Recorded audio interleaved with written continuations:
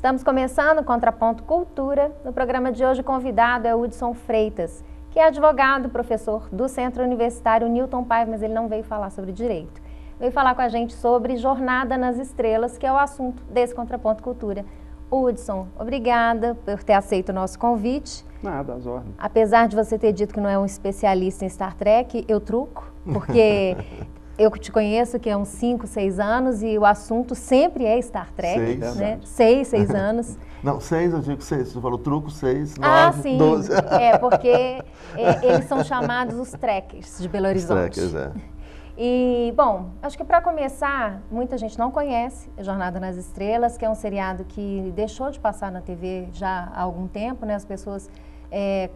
hoje tem tantas séries que algumas outras se tornaram mais populares e Jornada nas Estrelas, uma pena, não é mais tão popular, mas ela ganhou durante uma época, ela ganhou um público admirável, né? E tem um monte de séries, né, que surgem a partir de Jornada nas Estrelas. E um filme, talvez as novas gerações, além do Star Trek, a nova geração, as novas gerações conheçam, que esse filme que recentemente foi ao cinema, foi em 2011, 2010? 2011 e já está no gatilho a sequência desse novo filme. Eu estava aqui resistindo. Algumas discussões sobre o roteiro que estariam aí atrasando esse filme, que seria para o final desse ano e parece que fica só para o ano que vem. Eu estava aqui tentando encontrar uma outra forma de dizer que é um seriado antigo, que não passa mais, porque é ruim para a gente, né? A gente sabia desse seriado. Mas, ô Hudson, eu queria que você começasse dizendo o seguinte, quais são as séries relacionadas com Jornada nas Estrelas, porque várias séries trabalham com esse mesmo enredo, né? Na verdade, são todas baseadas na série clássica, que a gente chama de série clássica, é a série original, do final da década de 1960 e início da década de 70, que é a que pelo menos nós, trekkers, sempre mais reverenciamos, que é com o Capitão Kirk, né, o Sr. Spock, o Dr. McCoy e Companhia Limitada, que seriam os comandantes que fariam parte da trupe de comando da nave Enterprise.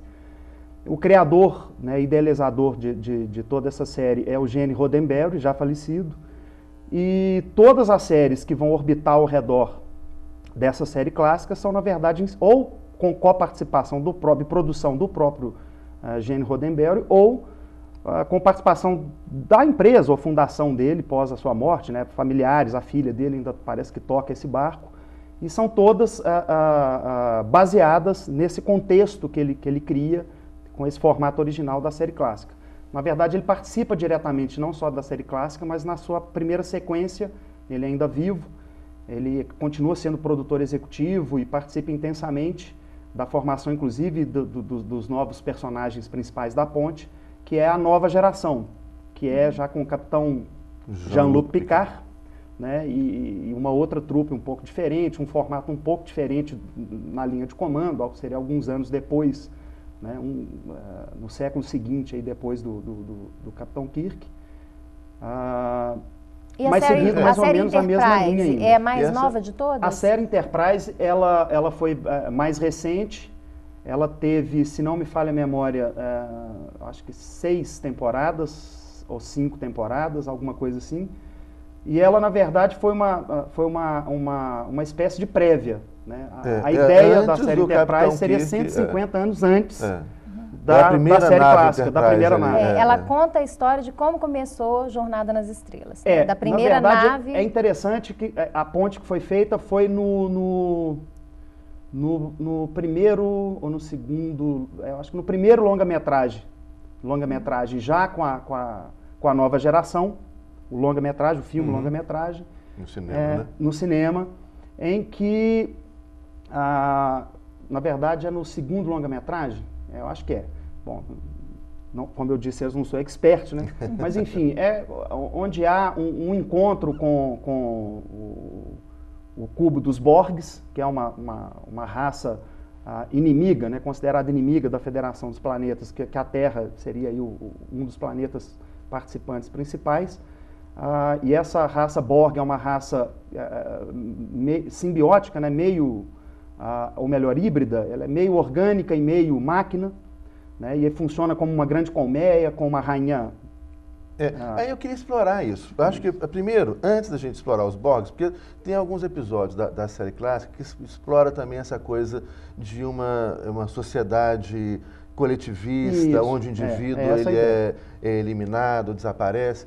Né? Mas, assim, antes, só para o telespectador, vamos fazer uma cronologia na TV e no cinema. Primeiro você tem a série clássica da década de 1960, 66, por aí, né? Por aí. Que é com o Spock, o Kirk, Isso, vai que é a base toda na disso. TV norte-americana, são três anos, né? E na década de 1980 que vão eclodir os filmes de Isso. longa-metragem. Aí vem os filmes de No longa-metragem. final da década de 70, início dos anos 80. Logo depois vem o Next Generation com o Picard, né? Isso. Depois vem Voyager.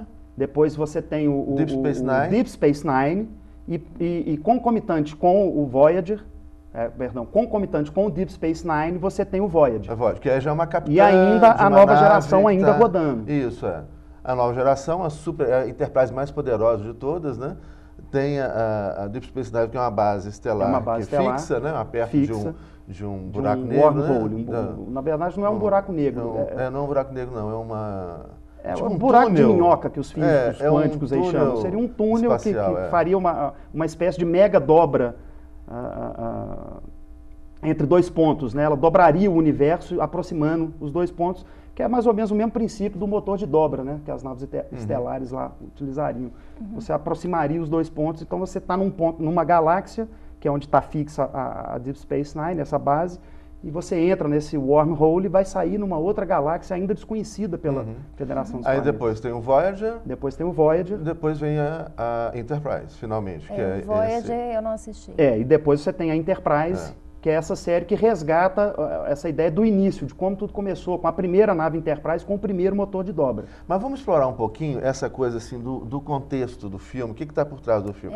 Mas olha só, Zé Luiz, alguns telespectadores não conhecem o enredo. Eu acho que seria interessante a gente falar um pouco sobre o enredo, a história da Federação de Planetas, a primeira diretriz, porque associando isso, que é essa sua chamada aí, associando isso com os períodos históricos, né? Se a gente pega a década de 60, né, o mundo bipolar... Ele reflete muito, tem episódios que refletem muito essa divisão, político, Estados Unidos e União Soviética, sociedades coletivistas e o individualismo do outro lado. Uma crítica ao socialismo...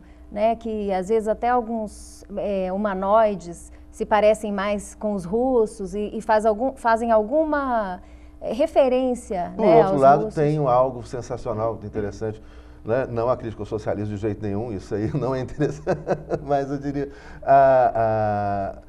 que é o primeiro beijo interracial da história da televisão. Na verdade, para as gerações atuais, isso não seria um beijo, né? Porque não foi nada mais do que um mero selinho, como eles diriam hoje. Mas para aquela época, mas para aquela época foi algo bombástico, né? Foi o Capitão Kirk. Que é o Yankee total, louro, de olho azul. O estereótipo do americano, né? Do Yankee, né? Que dá um beijo, né? Ou um selinho, né? Na Tenente Uhura, que é negra. Que é uma brasileira. Africana. Tem uma... É uma atriz brasileira, não é não? Não. É a da série Enterprise, que não é? Que é americana também. Ah, é? A Nichelle Nichols, que é a atriz que faz a Tenente Uhura. E quem que é a atriz que faz a intérprete? É a intérprete da Enterprise, que é uma brasileira, não é? A dubladora, talvez? Né?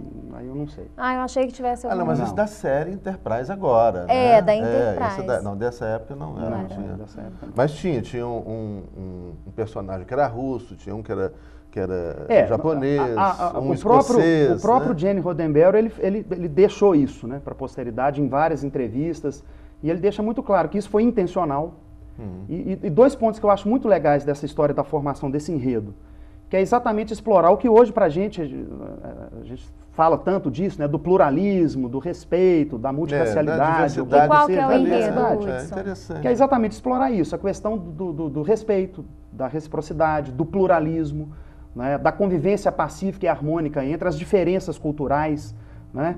E o ponto que eu acho bacana de partida dele, contextualizando a época em que ele aparece com esse programa, né, para passar no horário nobre da televisão americana, né, enfim, naquela época, naquele contexto em que a sociedade ainda era extremamente conservadora, que ele diz o seguinte: olha, se eu fosse tentar discutir os assuntos que eu quero discutir, quer discutir racismo, quer discutir a Guerra Fria, quer discutir guerra, socialismo, capitalismo, política, enfim, discutir as questões humanas, as relações humanas e quebrar tabus e implementar essa ideia dele de um sonho, né, de construir uma sociedade realmente pautada pelo respeito recíproco, pelo pluralismo, o respeito à diversidade, etc. E ele diz, então, que se ele fosse tentar fazer isso em qualquer outro tipo de formato de programa, ele não conseguiria. Mas pelo fato dele ter colocado, né, representantes desse pluralismo, né, que são representantes interplanetários de várias nuances étnicas e culturais do planeta Terra e também com extraterrestres, o que extrapola essa ideia de uma convivência pluralista, né, dentro de uma nave estelar e nos confins do universo. Quer dizer, explorando, né, como se diz na própria vinheta de chamada do filme, né, novas vidas, novas civilizações, audaciosamente indo onde nenhum homem jamais esteve. Nossa, né? Eles não vão, eles não vão nem dormir depois de... O Roddenberry, ele tem sucesso com esse formato. Ele diz o seguinte, olha, se eu coloco isso num formato de ficção científica, eu não estou falando, aspas, nada sobre a realidade. E aí eu consigo transcender e quebrar essa barreira. E ele teve sucesso nisso. Né? Ele acaba... tendo um seriado que cria uma legião de fãs até os dias de hoje, exatamente mexendo com as questões que são humanas. Tem episódios interessantíssimos da série clássica, tem um onde são dois personagens que estão em conflito, são duas raças, entre aspas, que estão em conflito. Uma raça, o lado direito é branco, o lado direito é esquerdo. E a outra raça... O lado direito é esquerdo, não. O lado esquerdo é negro. Isso. Eu falei isso? O lado direito é branco e o lado esquerdo é negro. E do outro lado, o lado esquerdo é branco e o lado direito é negro. Eles são invertidos. E eles se matam por causa disso. Eu acho que mostra assim, claramente naquele episódio essa imbecilidade que é a questão do racismo. Né? Ele vai tocando... Tem outro episódio que esse eu achei maldade. Eu chego num planeta que todo mundo tipo nórdico, né? Louro, olho azul, cabelo branco, né? Lembra desse? Todo mundo grandão. E todo mundo vive feliz, inocentes, puros. Tem uma máquina... Que é o Baal. Né? A máquina Baal, supre todas as necessidades. E eles são imbecilizados. Né? Por quê? Seria mais ou menos o se estado... Né?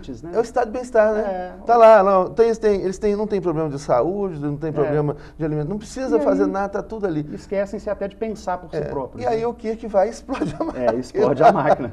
Ele destrói. Mas isso aconteceu na década de 80 também, explodiram a máquina. Explodiram a máquina e agora continua destruída até hoje. Esse episódio dos dois personagens, que é branco de um lado e negro de outro, remete a duas reflexões que eu acho que são pertinentes. Uma intra a seriado, que é sempre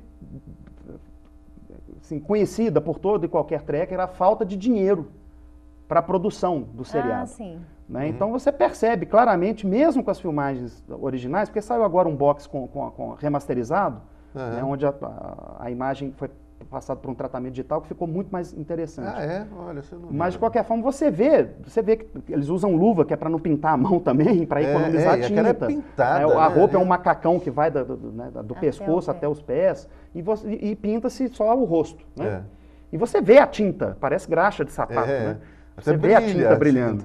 Mas foi justamente a falta de recursos que fez com que que se investisse em roteiros, roteiros inteligentes, com enredos inteligentes, diálogos interessantes. E que ele antecipasse muitas coisas que hoje nós temos em termos de tecnologia que era impensável naquela época. Nós vamos ter que fazer um intervalo. Pequeno intervalo.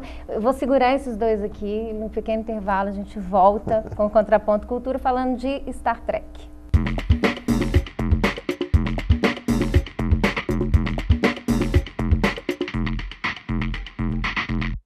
Socorro, não estou sentindo nada. Não vai dar mais pra chorar, nem pra rir. Socorro, alguém me dê um coração, que esse já não bate, nem apanha. Por favor, uma ajuda pequena, qualquer coisa que se faça. Um aviso, um telefonema. Socorro, alguma rua que me dê sentido. Em qualquer cruzamento, acostamento, encruzilhada. A exploração sexual de crianças e adolescentes é crime. do Se você presenciar qualquer ato desse tipo, denuncie. A ligação é sigilosa e gratuita. Com a sua ajuda, podemos mudar o destino de muitas crianças.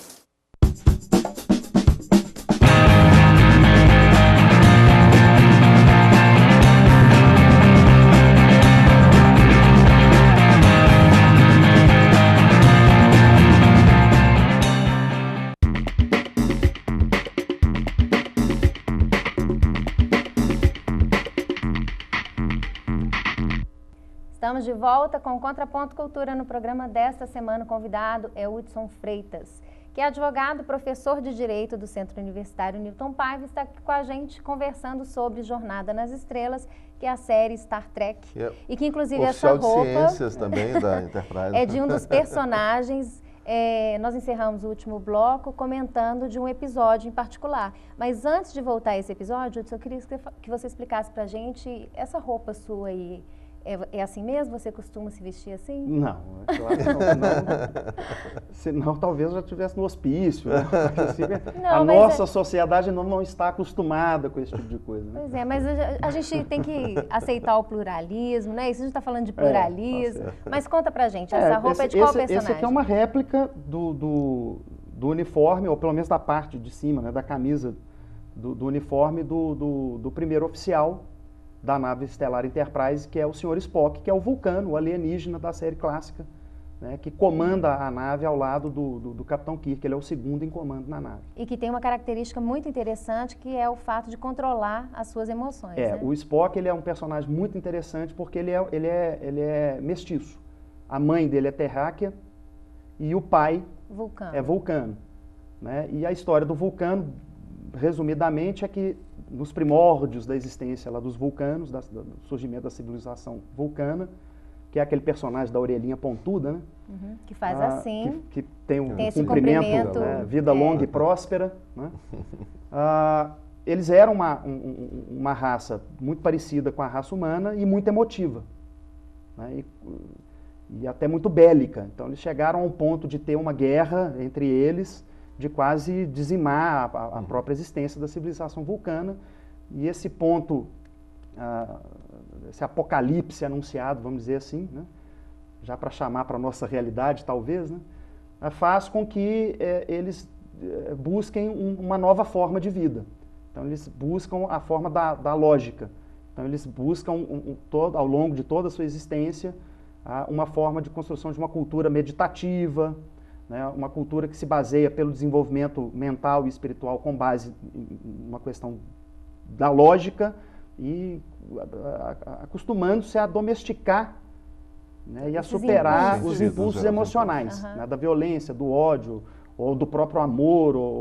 Ao ponto dele não expressar nenhum sentimento. Né? Na verdade, isso é um erro. Né? Os vulcanos, eles têm sentimentos, mas eles os controlam. Eles são uma explosão de sentimentos, só que eles têm um controle radical sobre essa... Né? E aí eles são pacifistas, eles pregam, né, a paz universal, a não violência, né? Enfim. E qual é a primeira diretriz, Hudson? A primeira diretriz é uma lei primária, né, um princípio primário que permeia toda a lógica de funcionamento da Federação dos Planetas.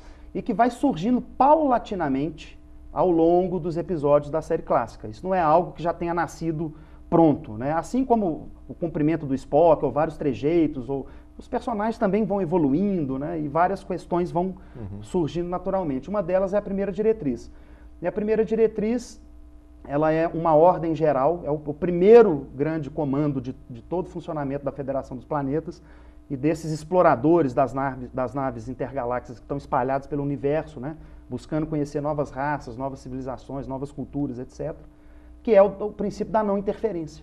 Né? Então, se, por exemplo, né, se a gente aqui tem o princípio da autonomia dos povos, né, da solução pacífica de conflitos, ou coisa que o seja, mas a gente tem aqui seria mais ou menos isso. A gente tem só que lá é levado a sério. A gente tem intervenção humanitária aqui que estraga muita coisa. Ela não tem, não tem intervenção humanitária. Esse comentário é muito engraçado porque em vários episódios tem um apelo cômico muito grande, né? Aliás, a interação entre os atores, a química entre os atores foi muito bem sucedida, então tem um apelo cômico muito grande durante os episódios também. E aí, não raras vezes, o Spock, o seu lado humano acaba aflorando, né? Tem um episódio muito interessante em que o Capitão Kirk ele vai para uma segunda dimensão, ou coisa que seja, e o pessoal pensa que ele morreu. Né? E quando consegue se descobrir que ele está nesse segundo plano e consegue trazer ele de volta, né? O Spock não esconde sua emoção. Um outro episódio em que é simulada a morte do Capitão Kirk, quando o Capitão Kirk ele tem que lutar contra o Spock no período dele de acasalamento, né, do Bonfar. 7 em 7 anos. Acasalamento é meio cruel, fora do mas enfim, porque o Vulcano ele só tem desejo sexual e só copula de 7 em 7 anos. É, né? é o cio, o período cio. É o cio. E aí as emoções afloram e eles têm um ritual que é exatamente para como se fosse um octógono, né, do MMA ou coisa que seja, né, que é onde o Vulcano vai soltar todo o seu furor violento e vai lutar até a morte contra outro concorrente da sua amada, né, ou coisa que seja. E aí o Capitão Kirk acaba sendo esse cara que vai lutar contra o Spock, e aí simula-se a morte do Capitão Kirk para acabar. Foi um engenho, né, feito, elaborado pelo Dr. McCoy, o médico, e o Capitão Kirk. E aí o Spock não sabe disso, o Spock pensa que matou o seu grande amigo, o capitão, e quando ele retorna à nave e está lá o capitão todo tranquilão sentado na cadeira de comando na ponte da Enterprise, o Spock de novo não segura seu lado humano e ele abre um sorriso, né? Chega a simular quase que um riso mesmo. Kirk, você está vivo. E é claro que o McCoy imediatamente já olha para ele, dá uma risada, né? E fala, você é humano, ou coisa que seja. Aí ele se controla, volta aquela figura austera, né? Sem emoção. Mas não raras vezes, quando ele é chamado de humano, ele sempre falou, não me ofenda, você está me ofendendo, não me compare com o humano, que é exatamente essa linha do Vulcano de domesticar as emoções que levariam à violência, à crueldade. A série ela tem alguma coisa assim, ela não é bem uma utopia, mas tem um conteúdo utópico, né, porque é um planeta Terra que resolveu todos os seus problemas. No planeta Terra não existe problema de discriminação, não existe miséria, não tem pobreza, não tem dinheiro. Não tem dinheiro, então não tem que se falar em problema de emprego, de renda. Não tem capitalismo, de distribuição, não tem capitalismo. Isso volta, isso aparece na Next Generation também, tem alguns episódios que eles fazem menção a isso.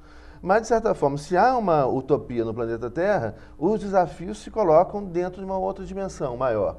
Que aí é a questão da Federação dos Planetas e esse confronto da Federação de Planetas com outros impérios, né? Então, eu queria que fizesse uma análise. Primeiro, a gente pode pegar na década de 60, ali tem muito esse contraponto, né? Desse mundo bipolar, Estados Unidos, União Soviética, e mais adiante, a gente pega a série Enterprise, por exemplo, essa série já foi feita na era Reagan. Né, depois do 11 de setembro. Então ali a gente vê coisas que a gente não via. Depois do 11 de setembro. Na era Bush. Não, na era Bush. Desculpa, Reagan, Bush, não era Bush.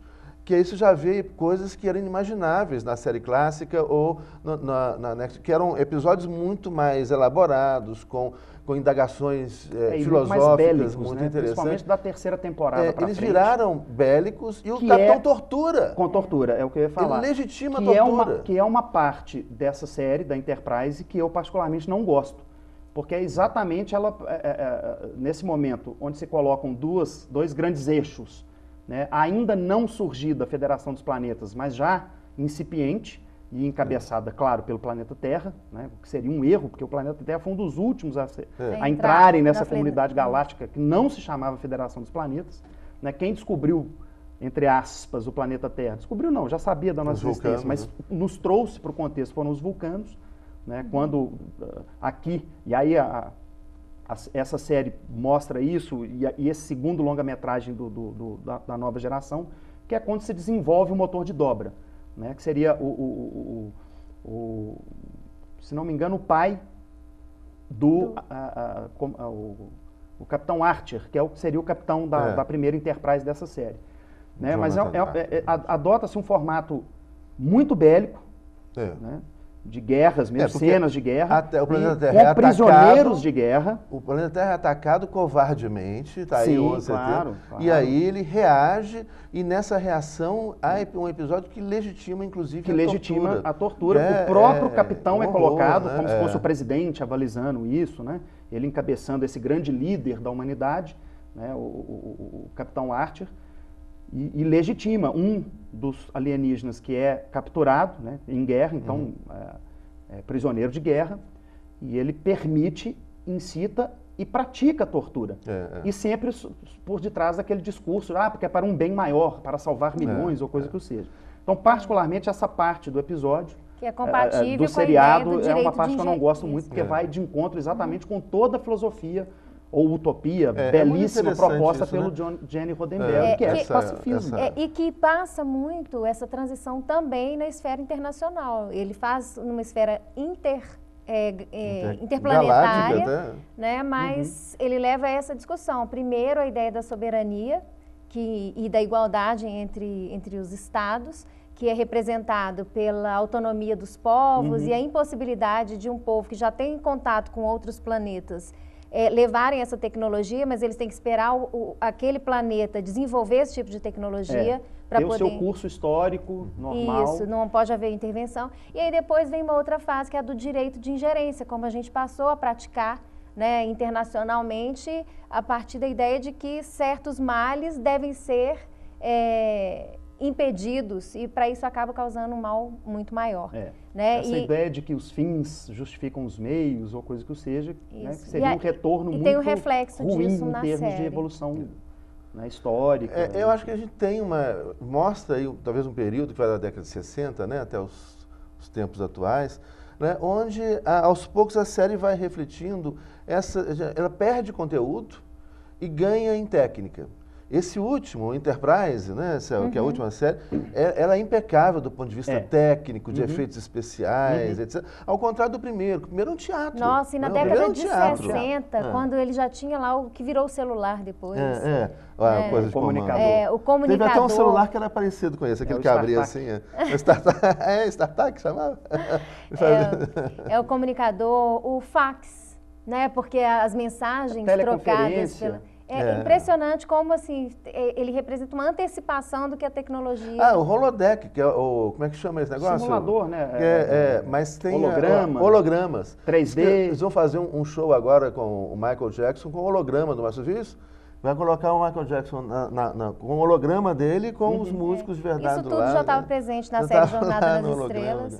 O holodeck surge na nova geração, mas não deixa de ser. A nova geração tem episódios muito ricos, né, com questionamentos muito interessantes. Tem um que eles descobrem, parece que um mineral, essas coisinhas que brilham assim, pequenininho, né, o Picard, e aos poucos esse mineral, de certa forma, reage, né, ameaça a nave, e eles descobrem que esse mineral era uma forma de vida inteligente, que eu acho que coloca algo que hoje em dia se discute, a questão, uma nova perspectiva do direito ambiental, que, por exemplo, a gente encontra na Constituição do Equador, o reconhecimento do direito da natureza. Você tem uma decisão da Corte Suprema do Equador que reconhece o direito do rio fluir.